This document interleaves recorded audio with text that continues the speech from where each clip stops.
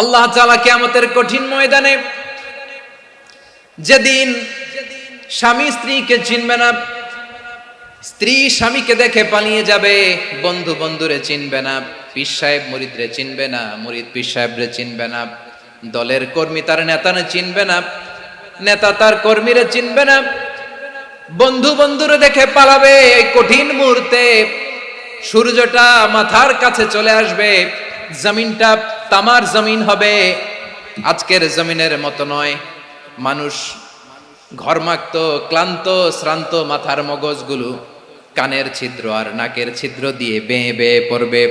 বিশ্বনবী ফরমান, ময়দানে 7 শ্রেণীর ব্যক্তিকে রব্বুল আলামিন তার আরশের নিচে ছায়া দিবেন। তার মধ্যে প্রথম শ্রেণীর ব্যক্তি হলো ইমামুন আদিল।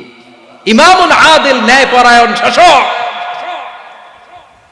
যে ইনসাফের সাথে বিচার করে, যে জাস্টিস সমাজে সার্ভ করে, যে সুশাসন নিশ্চিত করে, ওই ইমামুন আদিল। আদিল শব্দটা বুঝছেন না? ইন্নাল্লাহা ইয়া'মুরু বিল আদল, পাইছেন? আদিল। 7 শ্রেণীর ব্যক্তিকে আল্লাহ তাআলা সুশীতল আরশের নিচে ছায়া দিবেন, যেদিন তার দেয়া ছায়া ছাড়া কোনো ছায়া থাকবে না। এর প্রথম হচ্ছে ইমামুন আদিল, ন্যায়পরায়ণ শাসক। চিল্লায় বলেন সুবহানাল্লাহ।